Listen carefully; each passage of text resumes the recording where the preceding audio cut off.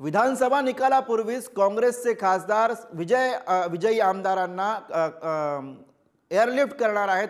काँग्रेसच्या विजयी आमदारांना एअरलिफ्ट करण्याची जबाबदारी विजय वडेट्टीवार यांच्यावरती सोपवण्यात आलेली आहे। निकालाआधीच काँग्रेसच्या विजयी आमदारांसाठी विशेष विमानांची व्यवस्था करण्यात आलेली आहे। काँग्रेस विजयी आमदारांना एअरलिफ्ट करून सुरक्षित स्थळी हॉटेलमध्ये ठेवणार आहे। निकालानंतर ऐनवेळी दगाफटका होऊ नये म्हणून काँग्रेसकडून विशेष खबरदारी घेतली जाते आहे। आणि आज विषयी आपण अधिक बोलूया। प्रतिनिधी जितेंद्र शिंगाडे सध्या आपल्या सोबत आहेत। जितेंद्र, काँग्रेस खबरदार मूडवरती दिसते। नक्कीच गुरु, कारण विदर्भातून 62 जागा येतात आणि सर्वाधिक जागा ज्या लढलेल्या आहेत काँग्रेसने त्या विदर्भामध्ये लढलेल्या आहेत आणि विदर्भातून मोठ्या प्रमाणात आमदार निवडून येतील असा विश्वास काँग्रेस पक्षाला आहे।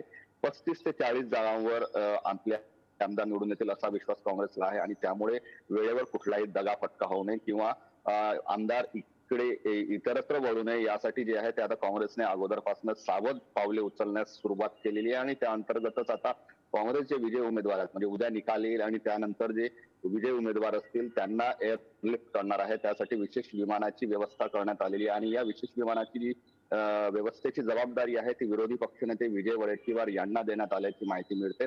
खास करून जे पूर्व विदर्भातील जे आमदार आहेत त्या पूर्व विदर्भातील 32 आमदार येतात, म्हणजे 32 विधानसभा मतदारसंघ येतात। त्या 32 विधानसभा मतदारसंघापैकी किती आमदार निवडून येतात ते पाहणं महत्वाचं ठरणार आहे। मात्र त्यापूर्वी पूर्व विदर्भातील आमदारांची जबाबदारी जी आहे ती विजय वडेट्टीवार यांना देण्यात आल्याची माहिती मिळते। त्यानंतर लगेचच कारण सरकार स्थापनेसाठी 3च दिवसाचा कालावधी आहे आणि यावेळेस कुठलाही दगा फटकावू नये यासाठी काँग्रेसने ही सावध पावले उचलल्याचं बोललं जात आहे आणि त्यासाठी हॉटेल पॉलिटिक्स असेल किंवा रिझर्व्ह पॉलिटिक्स असेल ते देखील वेळेवर करण्यात येणार असल्याची माहिती मिळते आणि त्यासाठी काँग्रेसने आता खबरदारीचा उपाय म्हणून हे अशा प्रकारची पावलं उचलण्यास सुरुवात केलेली आहे। आता यानंतर उद्या नेमकं निकालात काय समोर येतं आणि त्यानंतर काय घडामोडी घडतात ते पाहणं महत्वाचं ठरणार आहे। अगदी धन्यवाद या सगळ्या सविस्तर माहितीसाठी।